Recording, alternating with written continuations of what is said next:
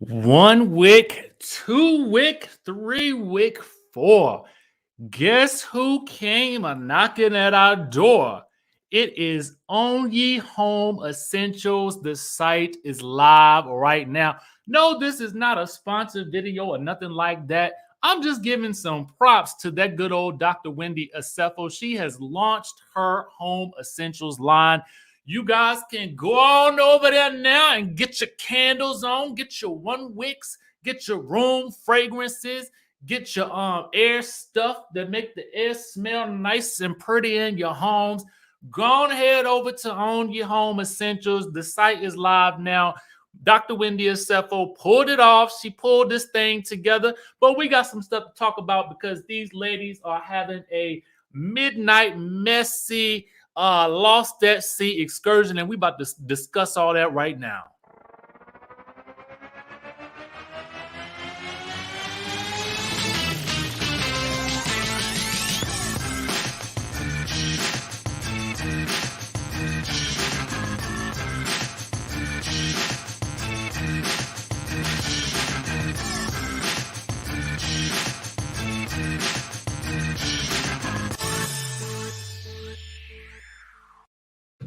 Hey, what's going on, Sky Squad? We back in the building. We got some things to talk about. Real Housewives of Potomac, Season 6, Episode 15. We are entering the home stretch.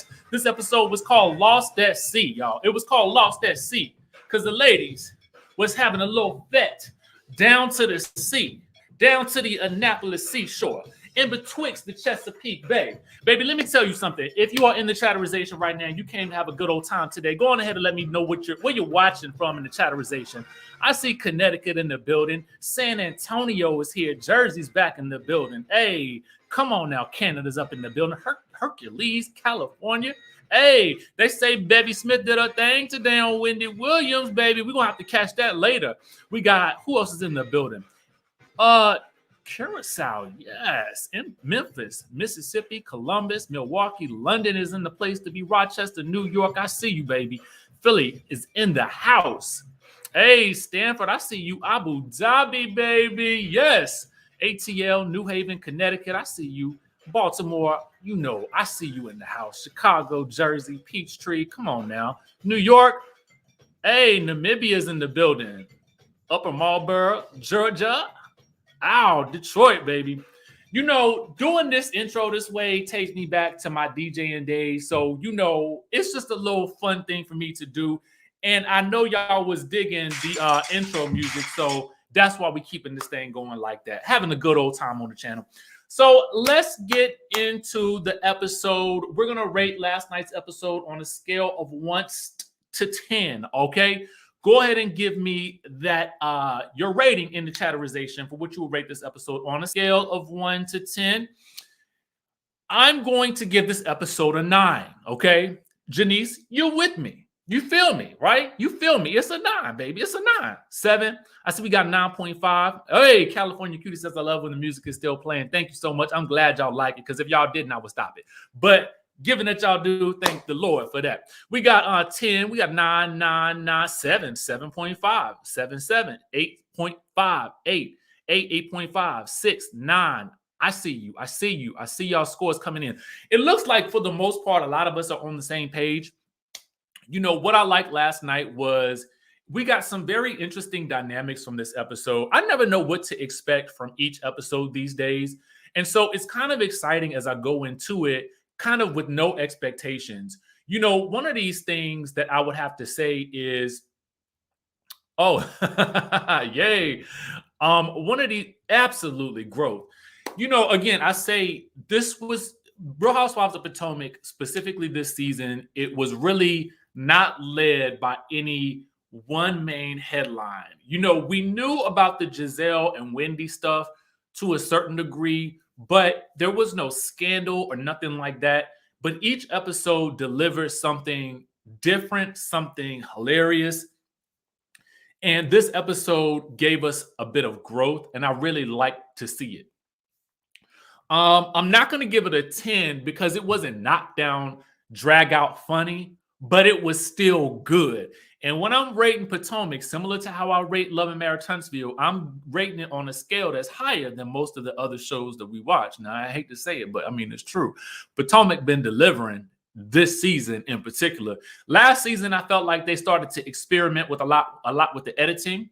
And I feel like this season they hit their stride with it. And I hope moving forward, bravo, y'all best to keep this same production team. Throw them all the coins that you got and let them continue to do their thing. Okay. Let's go ahead and get into this episode.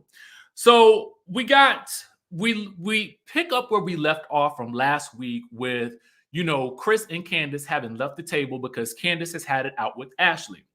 Candace goes to talk to Chris. Chris kind of talks her down, and he basically explains to her that he wishes that she would just sometimes let some things go.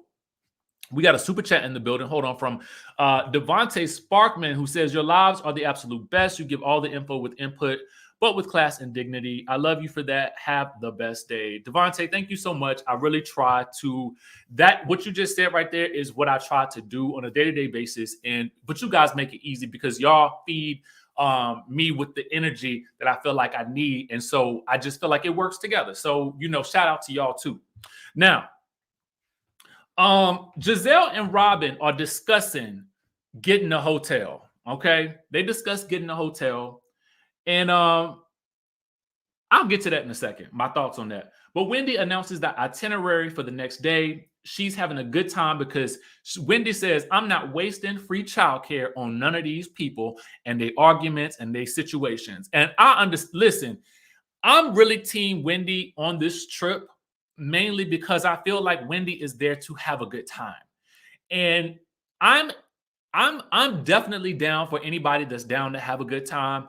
And I do feel like she did work to make sure that everybody was going to, enjoy themselves, with the exception of Robin and Gizelle. Okay, I will say that. Because regardless of if Robin and Gizelle, as she said on Watch What Happens Live, regardless of whether or not Robin and Gizelle has shown up early or not, they likely would have still ended up with that last room, because the order that she had placed the people to select their rooms, they weren't going to end up being first. And Candace was not going to take that last room with her and Chris, since she was the last person that picked. So obviously Gizelle and Robin was still going to end up in the same room anyway. But as she stated on Watch What Happens Live, she said, it worked out so that I didn't even have to do it. She said God handled them. You know what I'm saying? It was God who said, you know what? I'm not gonna make you have to tell them that they get to stay in that room with no bathroom. They're gonna end up in that situation for themselves. And sure enough, they did. Okay. Apparently, according to Wendy, some tea that we didn't know was that, all the ladies had apparently agreed to come on the trip. It was also stated what time all the ladies were supposed to be there in order to kick things off to start filming. So with that being said, Robin and Gizelle did indeed make the choice to arrive late. Okay. Now, Karen wants Robin to stop hanging out with Gizelle. Gordon is, hold on. JMW. So if Juan would have shown up, how would that go?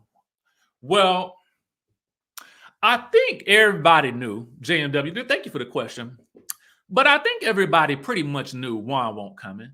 I think that, honestly, Juan has really visibly, from what we can see with Juan, I don't really think he even like being around them folk. I think that he do this show for Robin. And other than that, I think he don't want no parts of this show at all, because honestly, I feel like whatever happens with this show, it ends up usually being a mess for him. Even when he proposed to Robin, Michael was off in the background screaming about, this man ain't gonna never marry her. What are you gonna marry her for? You know what I'm saying? So at the end of the day, nothing really works out well for this man on this show. So I guess I just feel like why would I go? And I feel like the rest of the cast pretty much knows that. Bottom line. I mean, listen, a couple of things. Number one, everybody is not made out for reality television. You know what I'm saying? Yeah, I mean, everybody is not made for reality TV. Everybody don't want to have their life put on camera like that for the world to criticize, document, and scrutinize and talk about. So I don't really blame him for that, because ultimately, at the end of the day, I mean, that's his choice. But I do think that with this particular show, it seems as though most of the women on this show are open to bringing their husbands on it, and their husbands are open to being on it. So there is another problem. However, just like, you know, if it's okay for Michael not to come on the trip, it should also be okay for Juan not to come on the trip. What's good for the goose has to be good for the gander. So if that man can get away with it, then obviously so can Juan. That's all we can say about that. Right, JMW. Juan and Michael have tapped out. They tapped out. Michael said, "I didn't give y'all all I can give y'all. I done been in all the mess that I can muster, okay, of my own volition, of course. But I have given y'all all the mess. I have been a central star figure on this show because I have involved myself in scandal, and sure enough, he has. Listen, I'm definitely not defending that man because I feel like the things that have, you know, been alleged, they don't sound too nice. But what I'm saying is, I'm sure he's probably like, I can't keep doing it. I can't keep doing it. I know I'm a mess, so I'm gonna just stay my mess. I'm gonna keep my mess off the screen. I think that's what he said. Bottom line. Anyway, Gordon is ready to go home. They're on the bus by this point. Oh, I think we had another chat. Hold on, let me see if I missed something. Oh yes, come on, Mickey S379. He says, who says, we all knew Juan wasn't coming. Amen to that. Amen to that. Thank you for the super chat. More Candle Company. Thank you for the super chat as well. More, do you sell candles? We might need to get some candles from you. Send over that website. Sexy Slimers. Thank you so much for the super chat. Okay, let's get back to it. Nothing to it but to do it. They get back on the bus. G is ready to go home so he can get some poon, okay, from Mia. Because he says that he gets the good erections and compares it to and compares his tool to the rest of the guys' tools, okay? So his work, okay, and he's saying his work real good. And the rest of them, you know, they need to learn something from him. Okay. Now, you know, that was a little cringy to me. Alabama born ball says Michael didn't come because Juan didn't. Y'all so silly. Y'all so silly. Y'all so silly. Ashley's in the back complaining about G not being able to handle himself in front of a group that he just met. You know, again, this was real interesting talk coming from Ashley. You know why? Because the producers let us know that once upon a time when Michael entered the group chat, okay, he was walking around with his pants halfway down. You know what I'm saying? On a similar type of bus excursion. I think it was a boat excursion or something like, or some type of party they was having. And he walking around slapping butts and stuff like that. And, you know, showing off and carrying on too. So at the end of the day, Miss Ashley, I don't think you need to be talking about nobody else's husband, especially if you're going to be talking about inappropriate behavior in group events with other people that he just met. I don't think so. Now, I like Ashley. I do. I like Ashley, but at the end of the day, we got to call a spade a spade. You can't run around talking about nobody else's husband doing inappropriate things. Okay? And that's that. Andrea Rogers says, Richie, Wendy said that on the after show. Wendy looked good on Watch What Happens Live, and so did her mom. But Ashley bring it without Michael. Robin gives nothing.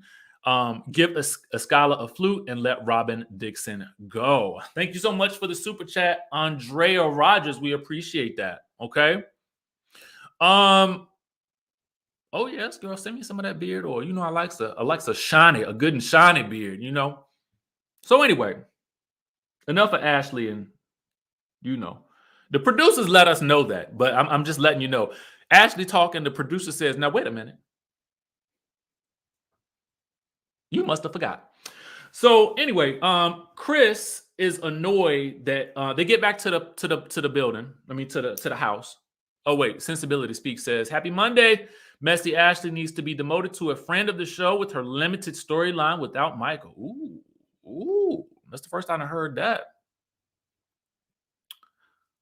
I want them all to stay. Low key, I want them all to stay. Make all of them peaches. I mean, not peach. Lord, I'm thinking about Atlanta. Give all of them champagne flutes or whatever they're going to have in their hands. Carnations, sunflowers or whatever they hold. What cherry blossoms. Give them all. Make all 8 of them come back.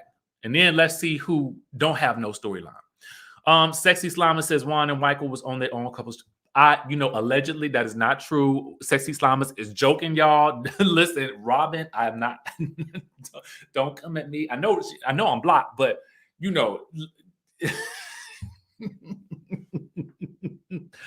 y'all taking me out. Hold on, somebody said I missed a super chat. What was it? Let me see what I missed. Hold on, y'all. Give me 1 second. Give me 1 second to check the chatterization. It was cherry blossoms. My bad, y'all. Somebody told me in the chat. Let me see what I missed.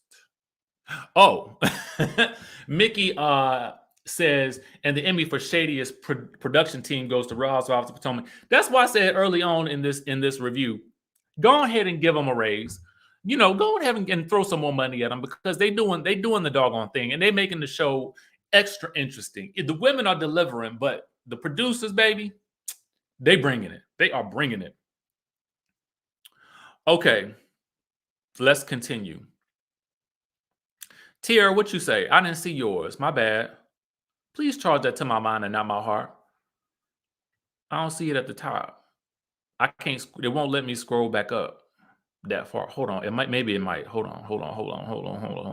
Y'all know I get to talking, and things just go left. Okay. If somebody else sees Tiara's what else she says, let me know. Okay, so Chris, they get back to the house. Chris is annoyed that Candiace is going at somebody's husband because he was making progress with Ashley. Candiace gets to cussing and fussing about Ashley or whatever, and Chris, who is clearly drunk and intoxicated at this moment, which I am absolutely loving, that everybody on this trip is getting slam-faced drunk. I am here for it. It makes for a better cash trip to me. We got another super chat here from Luxious Lee, who says production was super shady when they caught Eddie's reaction to Mia's lingerie in the kitchen. Oh, I didn't see that. This is one of those times where it does not help me to be making notes while I'm watching the episode because I miss little interactions like that. Now I'm gonna have to go back and watch. Yes, I'm gonna have to go back and watch that. Chris says that Ashley isn't so bad. And Candiace actually agrees that Ashley isn't that bad. And then Chris tells her that Ashley pokes at her and Candiace plays right into it. Okay. And he's right. Ashley did do a little pokerization at Candiace because she knew Candiace was going to explode. Okay. Anyway, Escala goes in to check on Gizelle and Robin. Now, keep in mind, y'all, this is later that night after the dinner at the restaurant where Candiace and Ashley had gotten into it. Okay, so this is later that night. Escala goes to check in on Gizelle and Robin, who are sneaking out in the middle of the night. Okay, they need a place with a bathroom, and Robin is keenly upset because there are men in the house, and she is on her monthly. Okay, she's on her cycle, and she is already over it, and she don't want to deal with Nathan. Now Mia offers them her room. But Wendy feels like they just trying to make a moment by leaving in the middle of the night. Now, I will say this. Okay. I do not blame Gizelle and Robin for leaving and getting a hotel room. If I were on a trip like that and I would do one of two things. Thing number one, I would go and get a hotel room and I would because I want to be comfortable. And if Robin specifically, if she's on her monthly, as a man, I have no idea what that is like for a woman, because I also understand that it sounds as though women go through that in varying degrees. So for her, I understand definitely the need to have, you know, a restroom or a bathroom that is in close proximity to where she is sleeping, right? And the fact that she may not want to be around a bunch of men that she doesn't really know like that as she's having to, you know, go to the bathroom or whatever like that. I get that. And for Giselle, I think that it is also an issue because she does have a broken toe. So I'm sure to go back up and down those stairs is kind of hard. And that's just the reality of those situations. And for that reason, I don't blame them for, you know, sneaking out in the middle of the night and going and getting their room, right?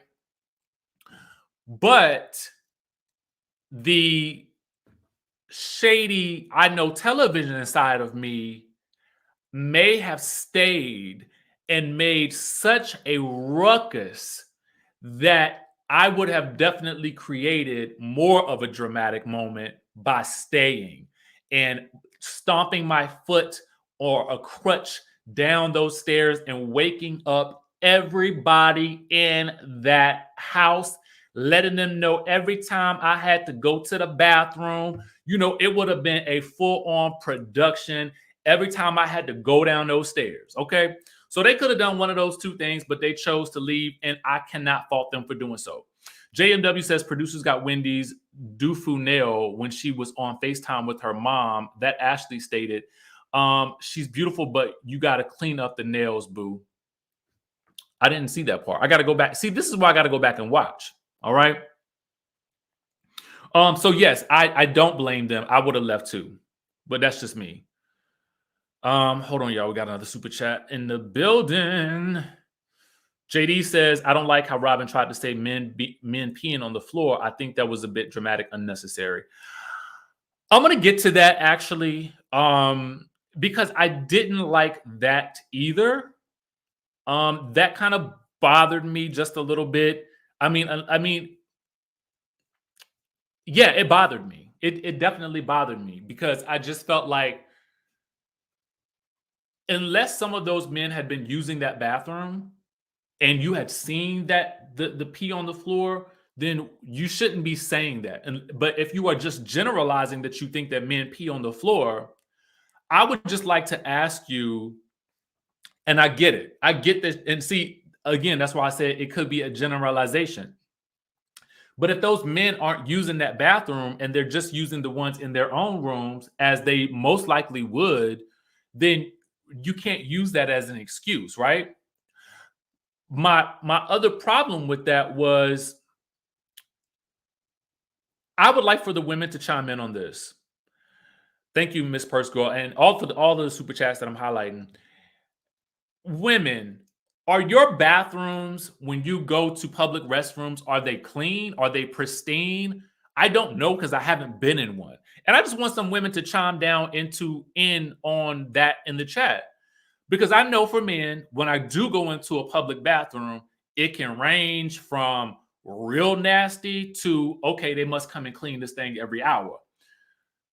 But ladies, please let me know if your bathrooms are pristine and just as and ain't nothing on the floor. Okay. Because what I think is, this is just my perception, is that men and women, especially in a public space, those urinals, those stalls can be pretty filthy. Okay. Yes, exactly. Some people are just gross. It ain't the person, it ain't the sex of the person. It's just people in general can be a little nasty. So that's why I didn't like that she said that, because I just felt like it ain't just men that have that problem. Because just from the talk that I hear from my female friends, is why a lot of them don't like to use the bathroom, because they have to get in closer proximity to the toilet, okay? Because they may have to squat. And they be talking about how dirty it is. So, I just feel like across the board, I ain't like that she said that. But again, I get it. Maybe it's because she lives with, 3 men. I don't know. But that says more about, if that's the case, that says more about them and less about the people that are in their house. That's all I know. Because that's just a people in general thing. right? I just had to say it. I was going to talk about that later when we got to it, but since it was brought up, I felt like we would talk about it now. So it's day 2 of the trip. Mia and Gordon are complaining about the lack of luxury on the trip. Now, to be fair, while I do enjoy Wendy, Tweety, y'all know y'all be splattering on the floor. I mean, sometimes you might miss, okay? Sometimes you might miss. You would think that because it's such a big opening, nobody would miss, but it happens. Anyway, Mia and Gordon are complaining about the lack of luxury on the trip. Now, when I watch the after show, and typically y'all know what I'm talking about the after show until the next day, but you know, Gizelle also was complaining about the lack of luxury on the trip as well. So I thought that was interesting. They recapped the night before. Mia feels like Candace has a lot of growing up to do, and then they just decide to end the conversation and check on the kids. All right. Karen and Ashley check in with their husbands. Michael, this was interesting. Michael feels like Dylan was being a bad boy. Ashley takes issue with the use of the word bad in reference to one of her children. And she reflects on how different her and Michael's parenting styles are. Now, to me, Ashley kind of gives me very new age mom. Really, I'm not going to punish my kids. I think she has said this before, how she doesn't believe in corporal punishment, which is obviously, you know, getting a whooping, you know, as a child, as most of us probably experienced as we were growing up. I don't fault her for that because every parent has their own, you know, way that they choose to discipline their kids. But this was new to me, this idea that, you know, you don't describe a child as being bad or anything like that. I had never heard that before. So that was interesting to me. Just some food for thought. Ashley wants to know when she comes into the kitchen, she wants to know if Gordon is going to be chefing today. Now, what I believe is we are seeing is if you pick up the breadcrumbs, you will note the interactions between Ashley and Gordon seem very stiff and intense, right? When Ashley asks if Gordon is chefing because he's trying to cook, he turns around, he's like, I'm cooking for me and Mia. I don't know how to cook for large parties or whatever. I noted that they had a tense interaction right there. Oh, Tess B says you're being naughty.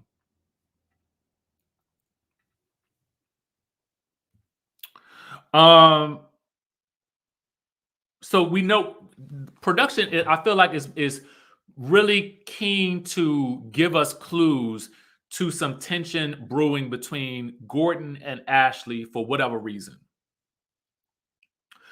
It would have been nice, I do think, for them to have had a private chef or some type of chef to kind of come in and cook those meals so that they wouldn't have to do that. I mean, I know when I'm watching Real Housewives of New York, for the most part, when they was going on all their trips, I mean, this was obviously pre-Panorama, but when they were going on their trips to Miami and all the places that they were going, they would have somebody come in and cook for them. But it feels to me like with, at least in these past 2 seasons that I've been noticing, even didn't they have a chef at the house in Williamsburg? I felt like they had a chef in Williamsburg. Am I right or am I wrong?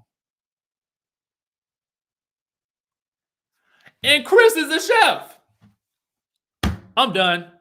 Anyway, Chris could have been cooking, but why would he want to cook on vacation? He's on vacation. So I do feel like having a chef there would have been nice, but I also wonder if production kind of feels like it may be more advantageous drama-wise to have them have to cook their own meals. So I don't know. You know what? They did order food at one point, but I thought for one meal that they had a chef. I don't know. I just thought it was me. Anyway, a funny moment in this episode. Karen feels like Gizelle is gonna arrive anywhere at the smell of food. And she does this real funny impression of Gizelle gobbling up food at every scene that she's in with food. And we also see her as the producers flashback to every time Gizelle walks into a room and she sees food on the table. But in my mind, honestly, I was like, girl, I'm with you, Gizelle, because I stays hungry. So if I know we're gonna be at, and that's what I like about these women on these shows, particularly Atlanta and Potomac. And I gotta say it, you know, they the shows with the black women on there. And y'all know, as black people, food is an experience for us, okay? And I know that it is for a lot of other cultures. We not tiptoeing around trying to order some delicate salad so we can look pretty on TV. No, we're gonna eat, okay? We're gonna eat because that's what we do in real life. We're gonna eat. Did y'all see them when they was arguing down to that restaurant and Candace was slopping up them oysters? Candace said, you know what? Y'all, I'm gonna argue with you, but I'm gonna eat these oysters on this table right here. Okay. And I'm not mad at it. I ain't mad at it. That's real. That's real stuff right there. Anyway, Ashley calls Gizelle on FaceTime to see what she's up to. Karen immediately wants to know if Gizelle told the host that she was leaving. Gizelle says, well, the host hasn't said ish to me. But in walks Wendy, and Wendy's like, you liar, you're lying. I came into your room and welcomed you. Don't be a liar. And Gizelle says, ooh, she's so angry. And Wendy's like, she's so confrontational, and then walks off. Now, Gordon, here's what I got to say about this.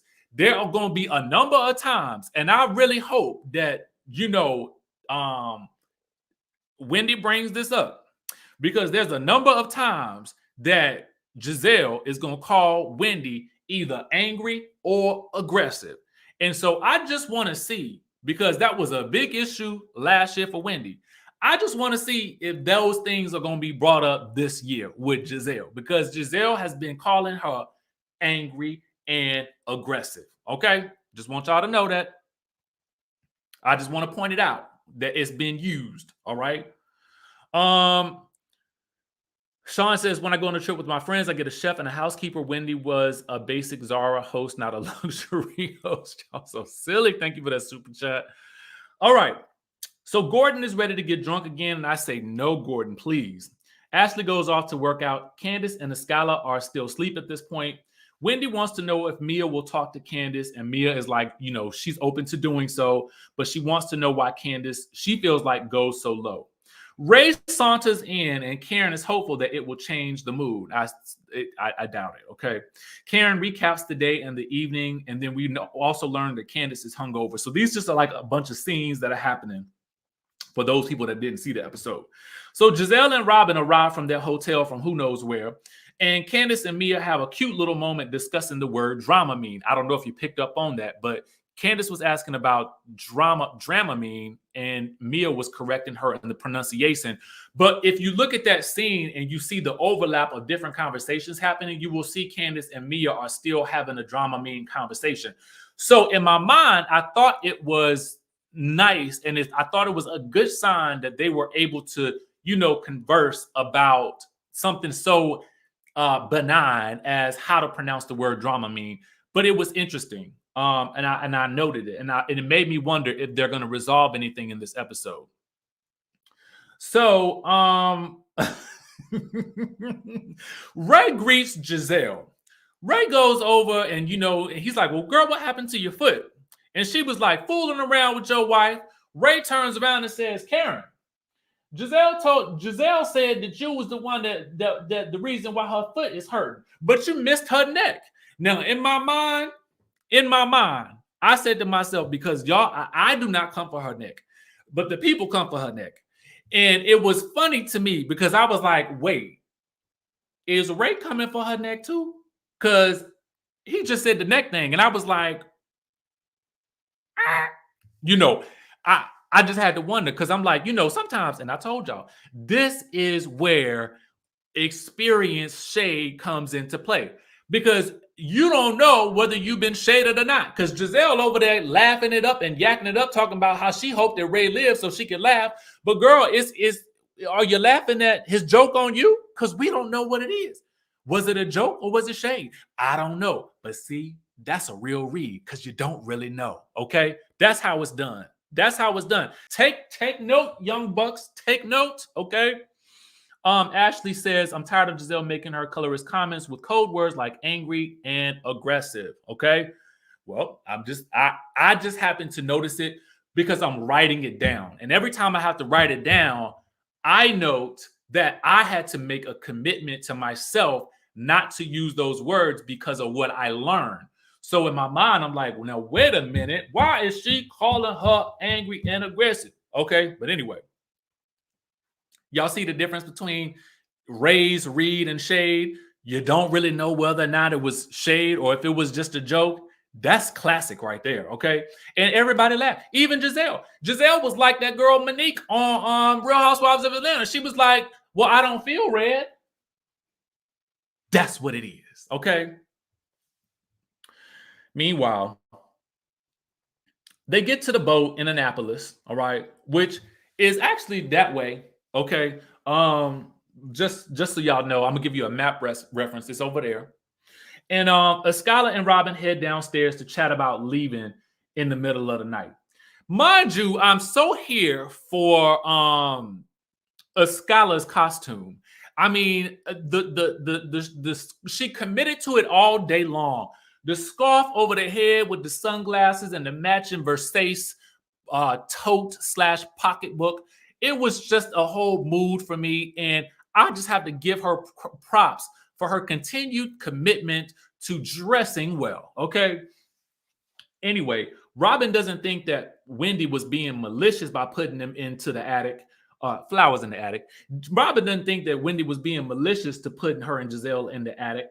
Skylar, she says that it just was poor planning on her part. Skylar says that there was a conversation that needs to be had, but Robin just feels like it's going to turn into a debate, so she wants to keep that to a minimum.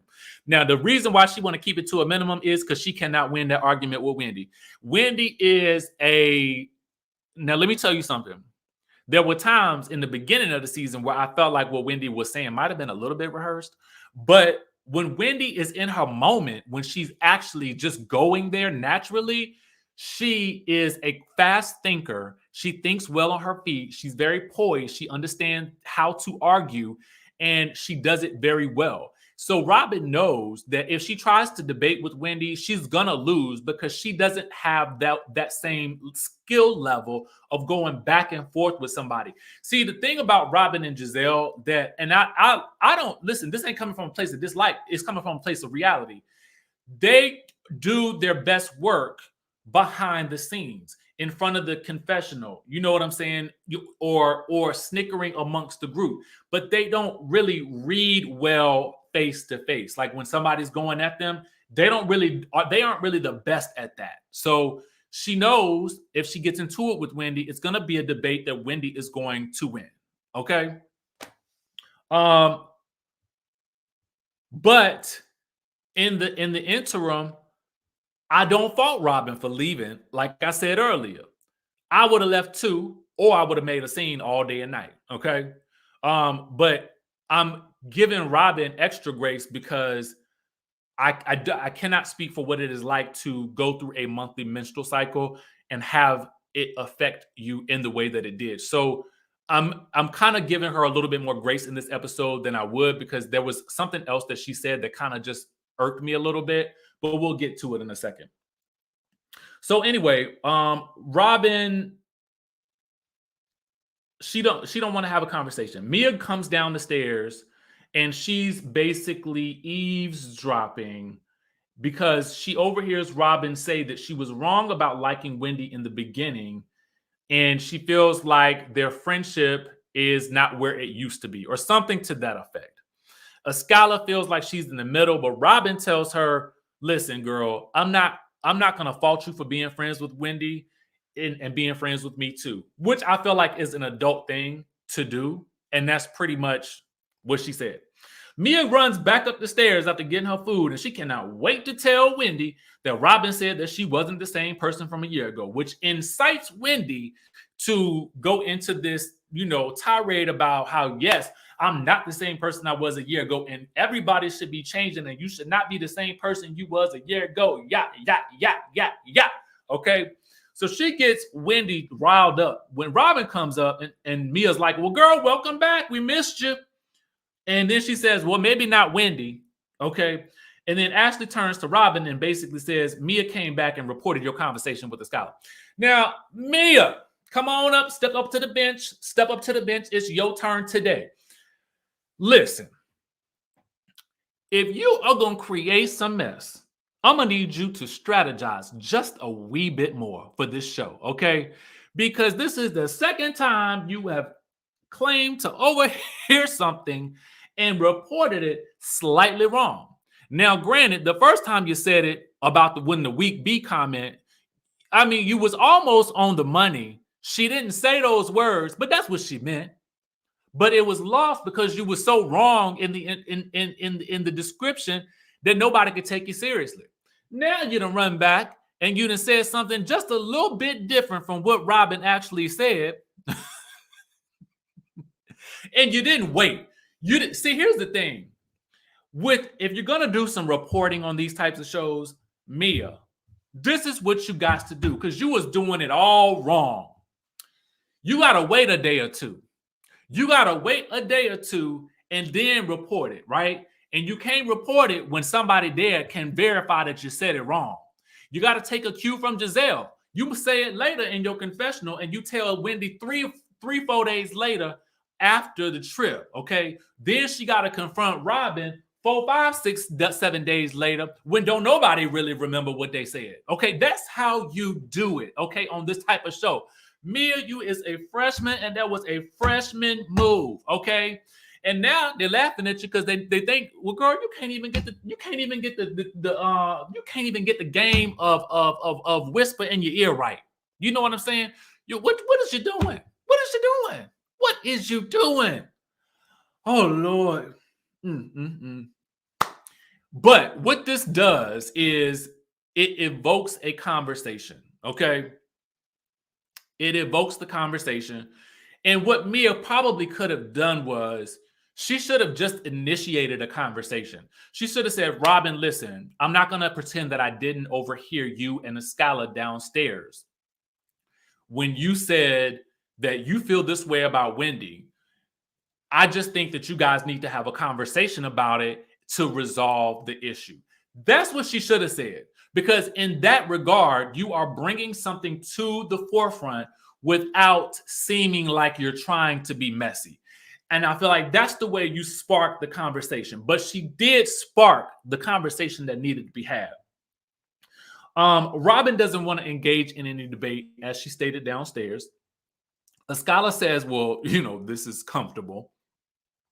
Wendy says it's fine. You just put people in the space where they belong. And she welcomes and invites anyone to have a conversation with her that wants to have a conversation.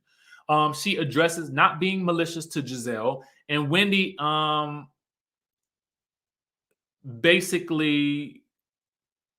she addresses not being malicious to Gizelle and Robin.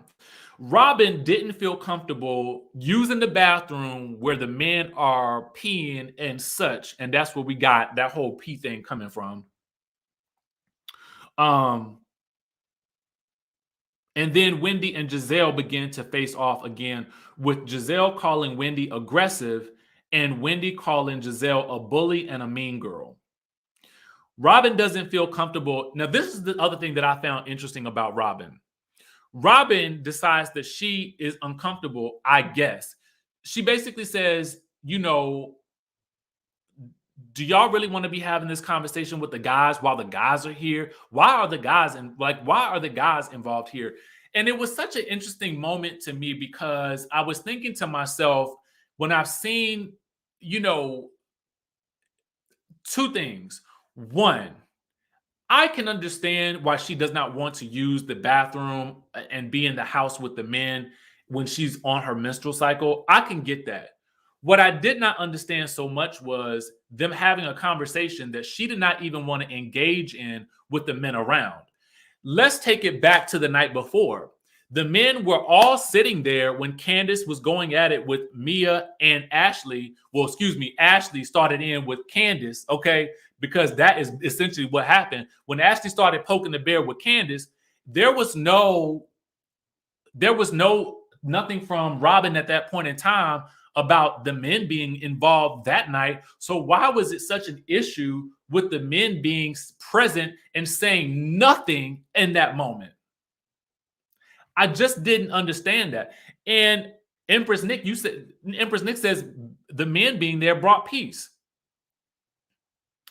Yes, you're right. Karen really went hard on this point in the after show, and Karen surmised. We'll talk about this a little bit more tomorrow, but Karen was wondering the same thing. Like, why was Robin so against the men being there in that moment? Really, the discussion at that point was really just Gizelle and Wendy kind of going at it. It wasn't anything else.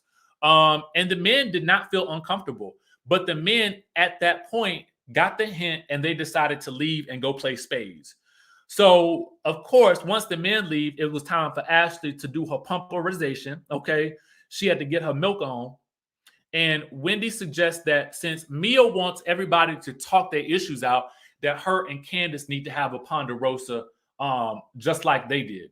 So Mia then owns inflicting negative energy onto, she says she doesn't want to inflict negative energy onto someone, and she apologizes to Candiace. Candiace easily articulates at that moment why she was so upset, which is that she was hurt about the project being called low budget. Now, this to me was a very pivotal moment for Candiace, because what I liked about her in this moment, and it was probably one of my favorite moments from Candiace in a very long time. Candiace has a very transparent moment where she admits that she is scared about entering into the music business in this way. Thank you so much for the super chat, B. And she admits that, she doesn't know if she's doing this the right way. And I'm so sorry, y'all. She doesn't know if she's entering the music industry the right way. And she wants to get it right. So I have always understood why she was upset about it, but it just didn't call for her to go at Mia's mom. But I like that she owned that she was wrong for doing so, because Mia's like, listen, you can attack me, just please don't attack my mom. It was, my mom is working on her sobriety. She's been through, jail. She's, there's so much that she's been through. And Mia really goes into her mom's past, which I thought was important. And what Candiace got from that was that Mia was being transparent and really opening herself up to the lady. So because Candiace has had her own issues with her own mom, she was really able to understand where Mia was coming from. And this was such a nice moment. Thank you guys for the bless you. I'm so sorry. This was such a nice moment between Mia and Candiace. Now, I don't think it lasts past the reunion, but in the moment, in watching this show, that's what we want. That's what we watch the show for. Yes, we want to see some drama, but we also have these, it amplifies our feelings of joy when we can see the two people involved hash things out and really come to a place of resolution, because, it can't go on forever. Me Dawson says at this point, Candiace needs a Kleenex endorsement. Does Bravo have a person that hands out tissues? They appear out of thin air. Bonnie O says Robin had an attitude from the beginning. She was mad at Juan for real because she came with her luggage, like Wendy said. I would hope that it would last. Candiace and Mia could last for quite some time, but who knows? The boat docks, they all get back onto the Sprinter bus. Now, this is where things get crazy. For whatever reason, Ashley, who is tired, falls asleep in the back of the Sprinter van. For whatever reason, Gordon, starts kind of joking Ashley about falling asleep. But Ashley, who has been pumping and is away from the kids, and I'm sure she's just tired. She's annoyed because she's like, you should just leave me alone. Talk to me or do something like that, But, Gordon is still like basically saying that he's going to still joke on her. In my mind, Mariana had a super chat. Let me see if I can find it. Oh, Mariana says, and let me see if I can pull it back on the screen though. Oh, Mariana says, I understood Candace. She's now making good money, doing things on her own, singing and going to school. You got to start somewhere, right? It feels good to not always need your mom. I agree with that. I wholeheartedly understand, because I feel like I understand that journey into the music industry or trying to do something on your own, and you're just having to try to figure it out. So I absolutely relate to that. And she was able to put out that project, which again, I feel like is huge, because not a lot of people actually do that. So I do salute her for that. Back to G and Ashley. Let me state this about what I felt like was happening in that situation. For G, did he call her bobblehead?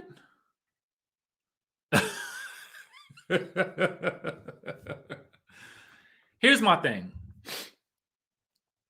G is acting familiar with someone whom he's not familiar with. I do not like when I first meet somebody and they try to joke around with me and I don't know you like that. I'm that person. Don't joke with me like that unless we know each other, because I don't really know how you mean things. And moreover, I don't know you like that. So I don't ever feel like somebody should do something like that, because it makes me uncomfortable. And I understood why Ashley was annoyed. So I got it. You know what I'm saying? She just trying to sleep, and you don't need somebody else's husband trying to come at you and joke at you. And you just met, number one, you don't really know the wife like that. And number two, you definitely don't know the husband like that. So I feel like, hey, and then in that situation, G don't really know her like that. I mean, just looking at it from two different perspectives. Ashley don't know him. He don't know her. And if he don't know her, he definitely shouldn't be joking on her in any type of way, because I just feel like as a man on this trip, when you start talking to another woman who is married, you got to talk to her with a different, you cannot joke with her. Okay? You can't. You just can't, to me. And that's just how I feel about it. And I understand G is going to, he's older, he's going to do his thing. But at the end of the day, you can't joke with everybody, especially somebody that you don't know, and especially another man's wife. If that other man, especially when that other man's, that woman's husband is not there. Richie J says, it was a touching moment, and I understand Mia's story, having lived personally through it. I was wrong with my initial assessment of both parties. And there's nothing wrong with that, Richie J. I mean, ain't nothing wrong with that at all. We learn, we experience different things, and we learn and grow. We see the next episode, and we might think differently. That's when we know that production is doing a good job. So, kudos to you for being transparent about that. Yeah. So I feel like, G, you don't really know her like that. Leave her alone. Don't speak to, and listen, you might, whether or not you drunk, intoxicated, or whatever the case may be, I feel like you just don't talk to another man's wife in that type of way. You cannot joke her like that. You cannot do any of that if you don't have that level of history or familiarity with her or with that man in general. Bottom line. And I believe Karen said he was wrong for it as well. So we had a lot going on. And honestly, this conversation between G and Ashley is going to bleed over into the next episode, which is going to lead to Mia versus Ashley. So,